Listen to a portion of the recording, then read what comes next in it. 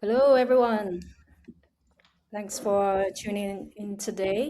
This is actually my first time moderating a roadmap webinar, so really excited to be here with the product team. For those that don't know me, I'm Claudine, product marketer at Luzmo, and here with me today, I've got the whole product team, and Lena's Hey helping everyone. as well. All right, so let's just give it a minute or so for people to join us. And once you get in the studio, if you could let us know where you're joining us from, that would be great, just to make sure that we check that everything's working. That's nowadays it's a tricky question, Connie. If everyone shares where he's from, we Yeah. might get into some World Cup discussions. I think Jasper, you won't get into any more discussions. I think you're already out. No worries. Thanks. That's exactly what I meant. The one time that Belgium is performing well, we can make jokes about it, right? Yeah. Yes. For those that are wondering why Jonathan isn't here today while he's enjoying his well-deserved break at the moment. Yeah, so I'm standing in for But him. he's Actually in the call. Huh? Hey, he's in the Jonathan. chat. Misses us too much. Wonder if Jonathan can come on video. If he's like at the swimming pool in some lounge chair with a pina colada. All right, roadmap Q3. Well, over to you, Jasper. Yeah, like always, we'll start with looking back a bit at Q2, what we released and how that factors into our Q3 roadmap. So that's where I'd like to start. That's also where we can show some things and answer questions on how it can be used. So Connie, if you're ready, I'd say let's just jump in. Start with sharing what's new and Luzmo, and then second half we jump into what's coming. Sure, let's start with what we shipped recently. Okay, nested aggregations. I recognize this one for you, Francois. Indeed. So we have a general availability of nested aggregation formula, which means that starting from now, nested aggregation formula is available to everyone without any limitations and available to all connectors. If you recall, in Q2, we released a beta version. So it was working for some connectors with some limitations. What we did is that we worked quite a lot and we were able to make it really powerful and actually also a bit faster. But maybe I can also share my screen as a reminder of what is a nested formula if some people they don't remember or they want some examples. Sure. So I will try to be quick. So let's say you have a dashboard. You have some metrics, so revenue metrics. You have tables with one row per month, per region, where you have the revenue. And you have the active employees per row. So you want to define the revenue per employee, quite a big formula to do. So let's go and let's check our formula. Right now we have a formula. I will check it. What you are doing, and it makes a lot of sense. You do a sum of revenue divided by the sum of active employees. Sounds good. The issue is that if you are doing the math, 2.1k is not really realistic. And it's very, very easy to understand why. It's because basically, as you can see, in December, we have 37 active employees. It's repeated 8 times because we have 8 lines for December, which means that when you are doing an aggregation, you don't have 37 employees, but you have 296 employees, 8 times 37, which gives you not the right result. So how we can overcome that? We need to create a new formula. Let's say this time collect revenue per employee, and we will need what we are calling a nested aggregation formula. So what we need to do, we still need to do a sum divided by another sum. So we need to divide the revenue. You see there is some issue to drag and drop. Sorry for that, I have a small screen.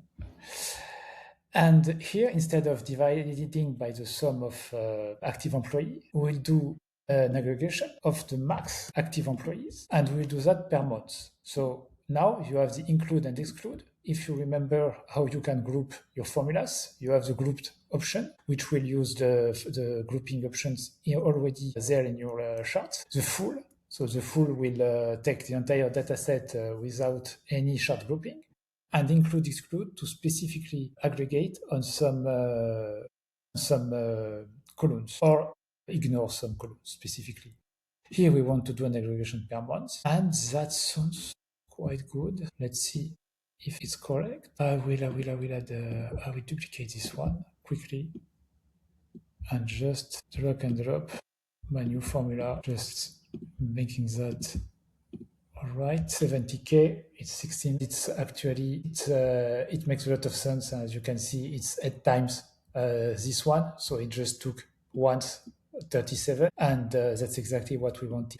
Here, as a very, very quick example, you can see that the nested regression formula is solving existing problems for customers, and it helps you to really build whatever calculations you want. Looks great. We've got a first question from the audience already. There's a question from Gertie here. Does this also work for custom connectors, or does something have to be implemented in code to support this? So it should work for our for custom connectors. We built, actually, if you want a bit more technical approach, we built a very big update on our query engine. If you are there for a while, you know already what is our query engine, and we did a massive improvement there. Yes, it should work for custom connectors. You can test it and reach out with even a screenshot for us how it works. This one, okay. Cool. Moving on to the next feature, AI context. Back to you, François. Yeah, it's again a feature we released. Actually, it's a feature we released a few weeks ago. So pretty exciting one. What we released is actually the first step of a very, I would say, big feature or strategic approach we'd like to have around providing a better knowledge to AI. That's why here the title is Teach AI Your Business Logic. It's exactly what we are talking about. There are multiple ways now to do that. We built many things. So first, what it means context, and what it means context for AI. It's all the business rules. When you ask something to AI, you get answers. And for instance, I added some examples at the bottom. One example is revenue. You can ask, what is my revenue in July? And AI will answer. But if AI doesn't have context, it will maybe answer correctly, maybe not. And if you are providing context, it will help AI, LLMs, and actually our agents to answer with a better accuracy. Here in this example, you can ask revenue, you can add a business rule. Revenue is net of refund, excludes VAT, which means that when you will ask a question, what is my revenue in July? Automatically, it will provide an answer, net of refunds, excludes VAT. It's exactly what you want, and it's you set these rules. That's the first thing we added. We added these rules for dataset, dashboards, and columns, including as well formulas. So you can add context for all these fields and elements. How it will work is that basically when IQ, where our agents will answer a question, it will dynamically pick which context is required. Let's say you ask a question on a specific column. It will pick the context for this column, and it will help to provide a better answer. That's one way. So it's a dynamic way of loading this context. We also built another context feature. It's custom prompt. Custom prompt, it's directly in your Ambit token, and it's a very powerful capability. Internally, we are very often referring to it as a Cloud MD file, which means that it will always be there. It's loaded with your Ambit token, and it will help agents to answer the questions with this context every time. Can I just ask you a quick question here? So we already have column descriptions, right? How is AI context different compared to descriptions, and when do I use one over the other? That's a fantastic question. Thanks for asking, Connie. And actually, I'm sharing my screen first to show you where you can find this AI context in our UI. It's also, by the way, available through our API. So if you go to our dev docs, you have the references, so you can use them with our API. But through the UI, you have now some, I would say, Sparkles buttons to add AI context. And when you click on it, you have a markdown file or a preview to define what is the rules here. So you can add that for each column. You have also a big one for the dataset, which is also very interesting because you can set a lot of different rules and maybe some trap to avoid and you list everything here as a MD file, and it will, like I said, dynamically be picked by agents when this dataset would be a question will be asked using this dataset. To answer your question, the difference between description and AI context. Description, it's I would say a human readable field. It helps to describe what is a column, what is a data set. It helps to describe for humans what is this component element. The AI context, it's a bit different because first, it's specific to AI. It provides business rules. It can be anything. It can be quite long. It can be a markdown file with like, as you can see on my screen, it's not really description ready. It's more instructions, business rules, any things you can provide to help the LLM. So it's a bit more, I would say, ready than the description, which would be more visible and exposed to end users. Okay, that's clear. Thanks. And that's pretty it. Here you have the columns, the data set, and you also have it on the dashboard. Let's move on. Otherwise, All right. it take too much time on this topic. Okay. All right. So moving on from this is Luzmo on dashboards. Over to you, Jasper. I think you're on mute. Mistake, of course. I started sharing my screen immediately and jumping from the slide into demo. This is a new feature we released that does two things, and I want to emphasize the second one. First of all, if you're already having dashboards live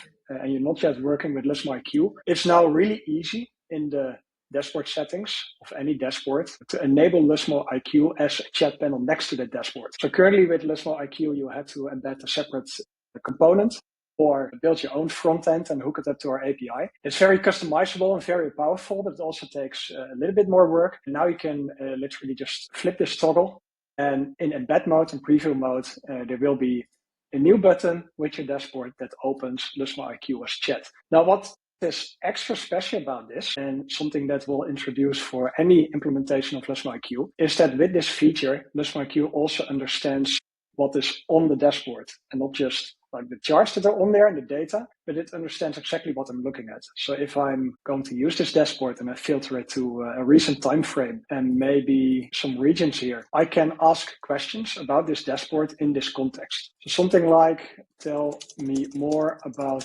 the peak in the line chart. And now I expect Luzmo IQ to understand what I mean with the line chart and then have a look at the data. It still has access to the entire data set, whether the data is shown here on the dashboard or not.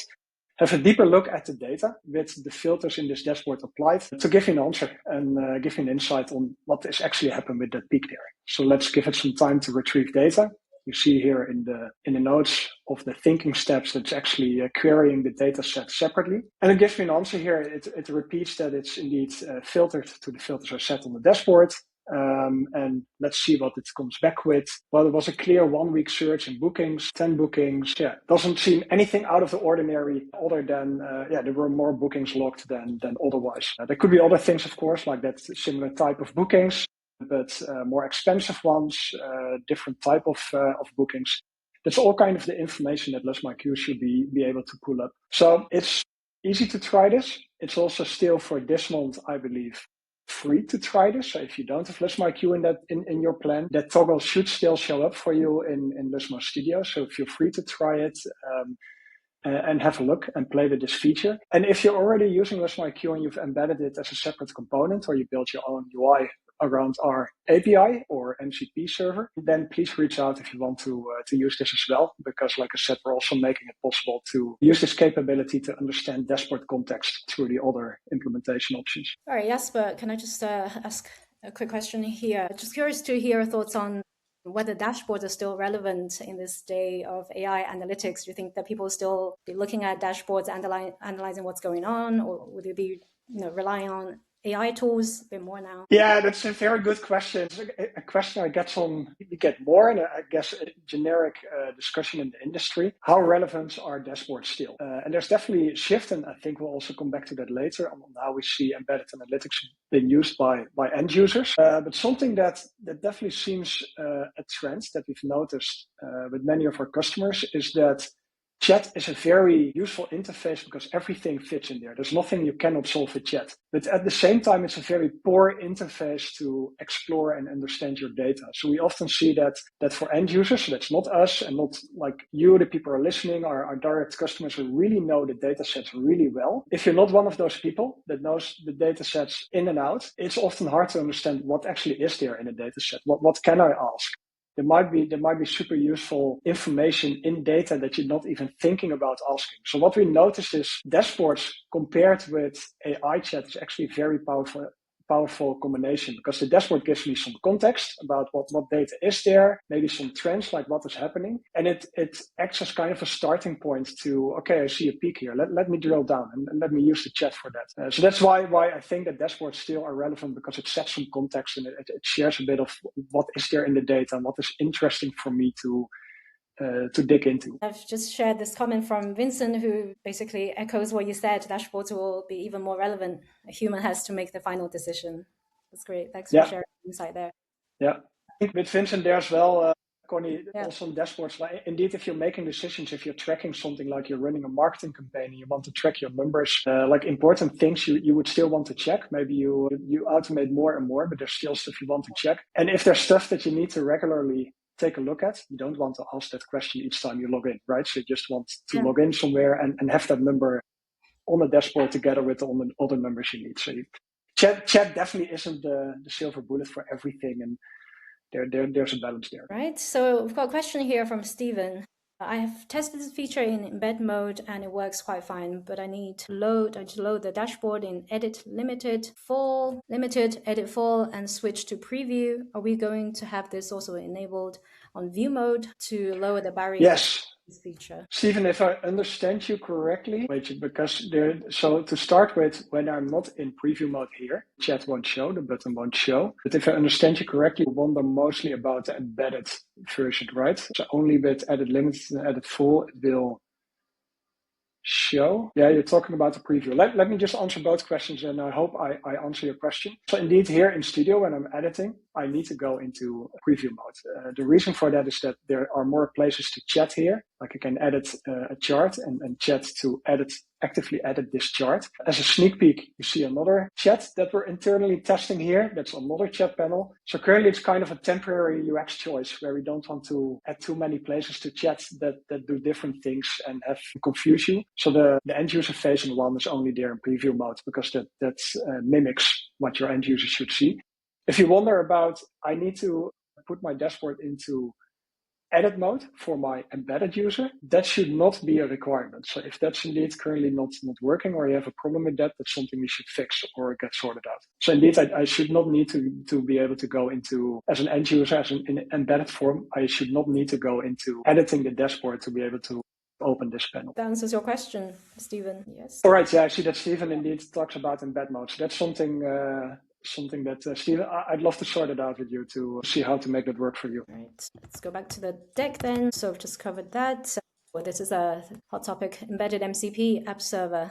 It's another one for you, Jasper. Yeah, indeed. So last quarter, we also launched our MCP server, and it's called the embedded MCP app server, because this is an MCP server built with the purpose to be embedded into your own agent or your own MCP server.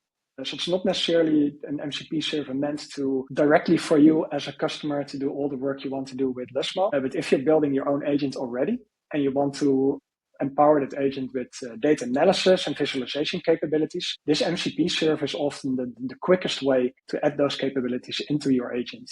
If you want to expose these capabilities through your own MCP server, or you don't even have an MCP server yet and you would like to make a start with this for embedded analytics, then you can use our MCP server behind your own login and URL and quickly set up an MCP server fully branded for your customers. So obviously, I'll also demo that. Give me a second to share the screen again, Connie. So we often like to use our demo app to demonstrate these cases. Quickly refresh because the login should be quicker.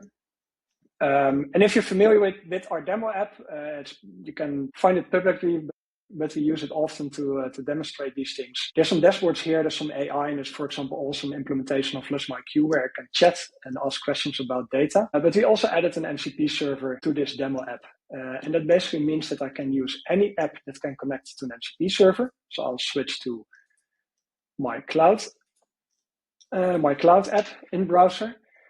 With the Sales Compass MCP connected, and ask questions like my best sales rep, and I'm logged in now as the same user, so Marcus, that I also was just logging in with the Sales Compass app, and Cloud should be able to use our MCP server now from Sales Compass to pull that information. Usually, I don't even need to tell it use Sales Compass. It figures out. I just have one MCP server related to sales data. Now I had to give it a nudge in that direction, but it will forward the call to Sales Compass, which then forwards the call to Luzmo's MCP server, and then our agent will dig through the data sets and return the information. And what is nice about this implementation is the MCP server doesn't only provide an answer to Cloud, it also provides a chart that Cloud can load. So as Sales Compass, if I would be a product manager of Sales Compass, I don't need to build this. Like this chart generation inside a third-party tool like Cloud is fully taken care of by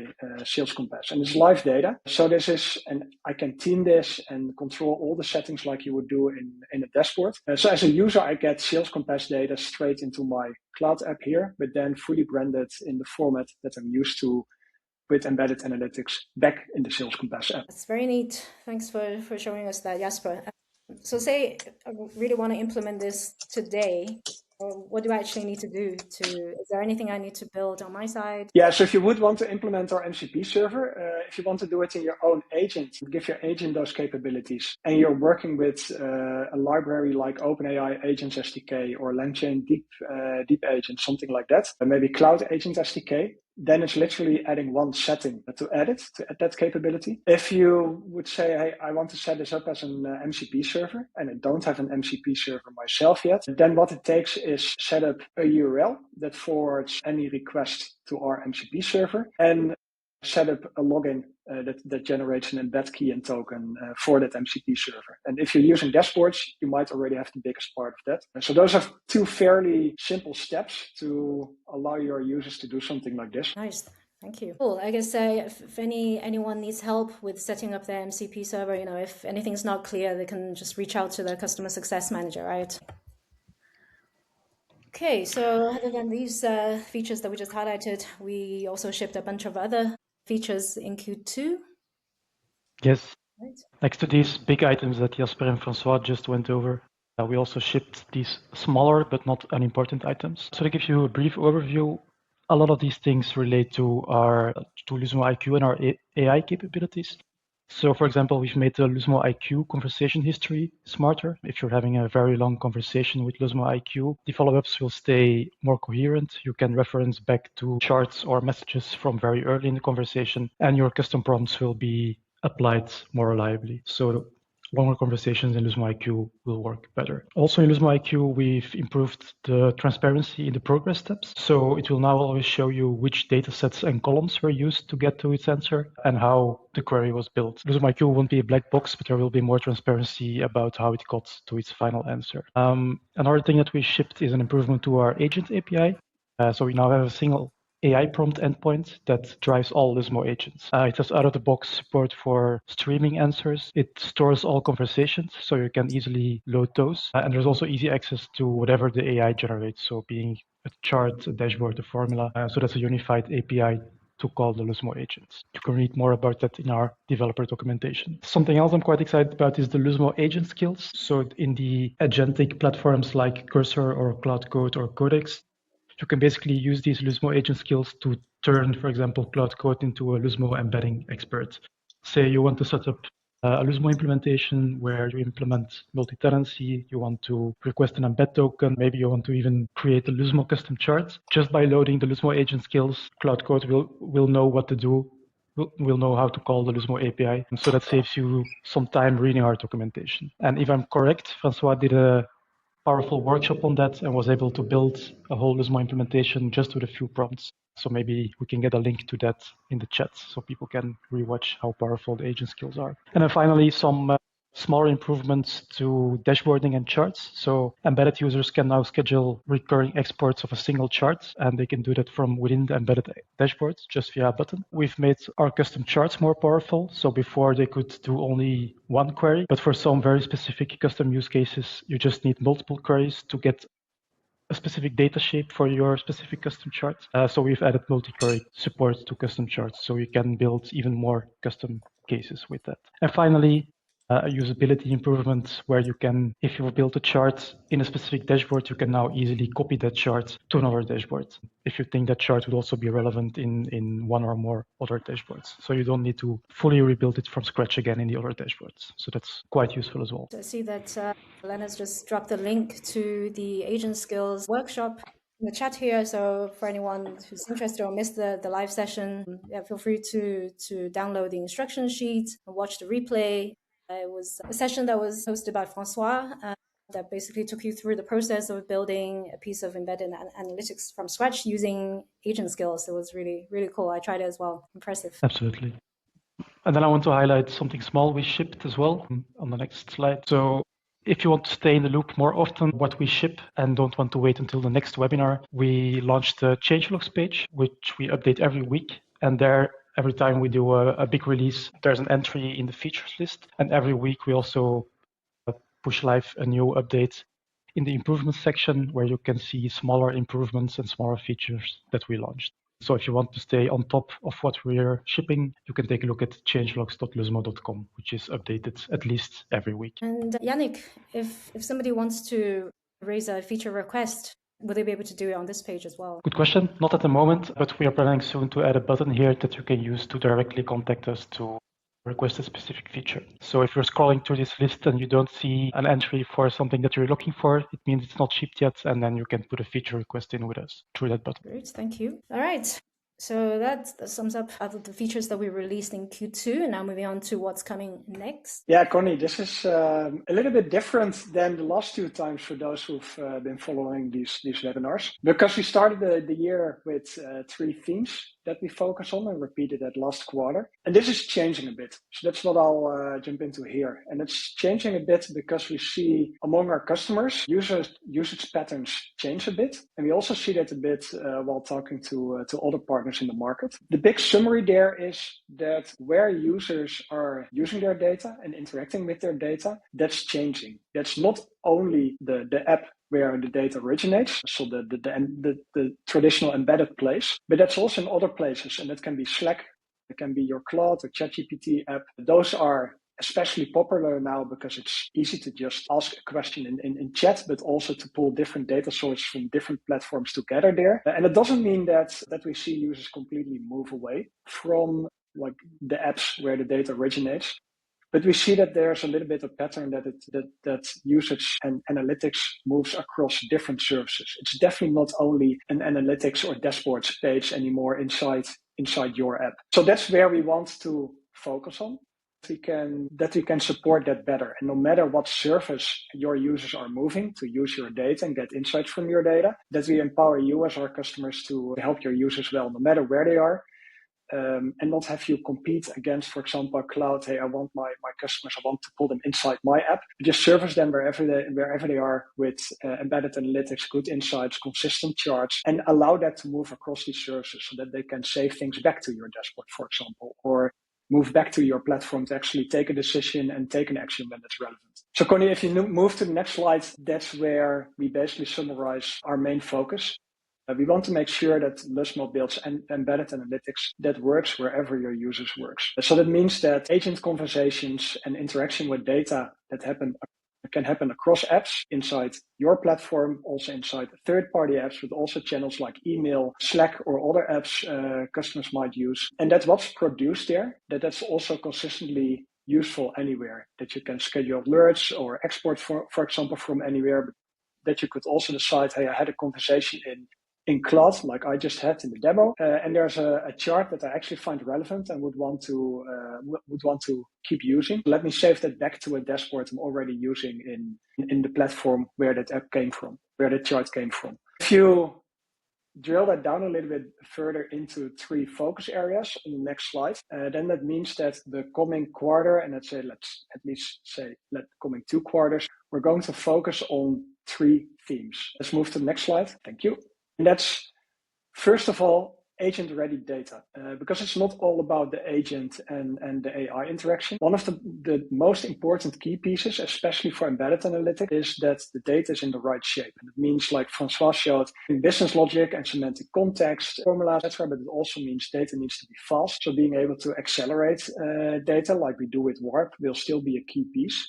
But also, and it's something that we'll share a bit more about, users will have more requirements about how things can be customized. And there might be different requirements among your different customers as well. So for example, the ability to create variants of data sets with custom columns. Putting your data in the right shape and the right performance so that it works really well with an agent will be an important key topic for us. Then next, that's not a surprise, the Luzmo agent, like we talk a lot about Luzmo IQ, and we're working on a lot more, like Yannick already shared a bit. We will keep our focus on making sure that we have a powerful, dedicated agent for data analysis and visualizations, which also includes full dashboards, and that we make sure that that's really built for embedding. That is not something that only works in the Luzmo app seamlessly, but that you have the tools and the customizability to embed that seamlessly into your own agent, your own MCP, or your own UI. Then thirdly, it doesn't stop with your user having a conversation with AI and getting one chart out. You want to do something with what's produced. Charts need to contain live data and be up to date, and you need to be able to take them, for example, from your cloud app back to a dashboard and save it to a dashboard variant. You want to be able to control filters, set alerts, exports, and have these things work everywhere and move across the apps and the services where these are being used. So making sure that a conversation is just not a one-off thing that kind of loses its value when it's happened, but that your users can actually do something with that, reuse that, and share it with their colleagues. That's the third pillar here that we'll focus on. And Connie, that translates in a lot of work for us to do, where we want to highlight 4 features that will be part of our hard promise this quarter, this Q3, that we will deliver to you. I saw the next slide disappear, so I'm ready. Let's jump into that and look into 4 concrete promises of what that means. All right, custom fields. Who wants to take this? Yes, that's so. Thanks, Jasper. Jasper started to talk about it. That's something we are going to work on. Actually, we already started. That's a pretty exciting feature. Custom fields solve one problem. Problem is that when you have customer-specific fields, you usually have to have customer-specific datasets. It's not the best way to do that. I mean, usually it works like that in BI, in analytics. But what we want to do is having a smarter approach. So what you can see that on the screenshot, on the image on the right. What we want to do is that a tenant-specific approach where you can have a shared data set, so a set of columns, a set of fields common to everyone, and you can reuse that everywhere, and specific fields for specific customers.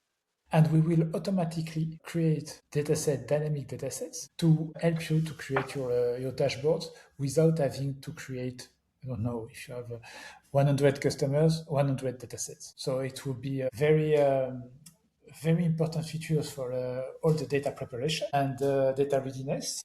And it should help to have your end users seeing the right fields without having a lot of work on your side to do. All right, any questions on this feature at all?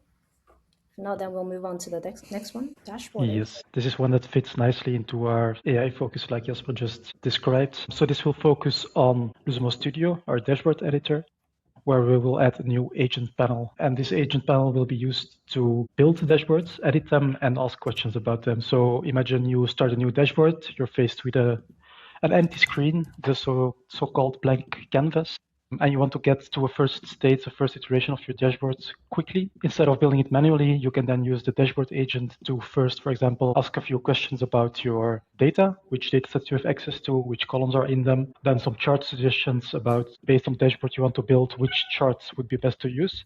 And then you can ask the agent to actually build the dashboards, and it will then fill in the dashboard for you, as you can see in the screenshots. So you can then build dashboards just by describing them without having to drag and drop manually. And once the first version of the dashboard is there, of course, you can follow up with new messages to edit and refine your dashboards. You can move charts, you can add new charts, delete charts, change the theming, and you can even translate the dashboard into multiple languages right out of the box without having to do that manually, which will really save some time in some cases. So the agent will be able to build and edit the dashboard, but it also works the other way around. You will also be able to ask the agent about what is visible in the dashboard, which key insights are surfaced by the dashboards. So it's really a one-stop shop for any interaction with the dashboards. So this will be a quite powerful one. We are actually opening up a limited beta for this feature next week. So if you're interested to get an early preview of this, feel free to reach out and we can enable the feature for you in early beta testing.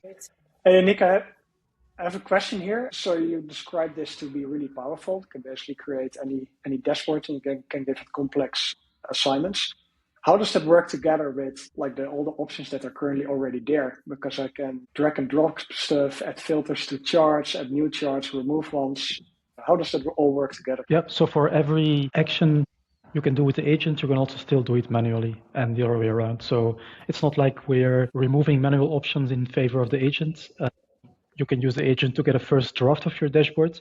If that's 95% of the way there, and you just want to, let's say, reposition one chart, you can still just do that manually by drag and dropping. So it complements each other, I would say. That's a very powerful feature. See, the Gertie's previous comment was on the copy chart feature that is going to save a lot of time. I think the dashboard agent is going to save even more time. Absolutely. All right, moving on then to the universal Luzmo agent. Yeah, that's mine. Like we've just seen already, there can definitely be a bit of confusion now with Luzmo while we're adding AI capabilities in what can you do where. We have Luzmo Analyst page, which is our demonstration of Luzmo IQ in our own app, where you can ask questions about data sets and explore your data. There's already an agent inside Luzmo Studio that helps you to build charts and edit them. Unique just showed we're going to put an even more powerful agent in there that can create and edit entire dashboards. And we have other things like agents to create formulas, agents to improve your metadata on data sets. And it's becoming a lot, and it's not even the end of what we're planning. So with this feature, we're moving to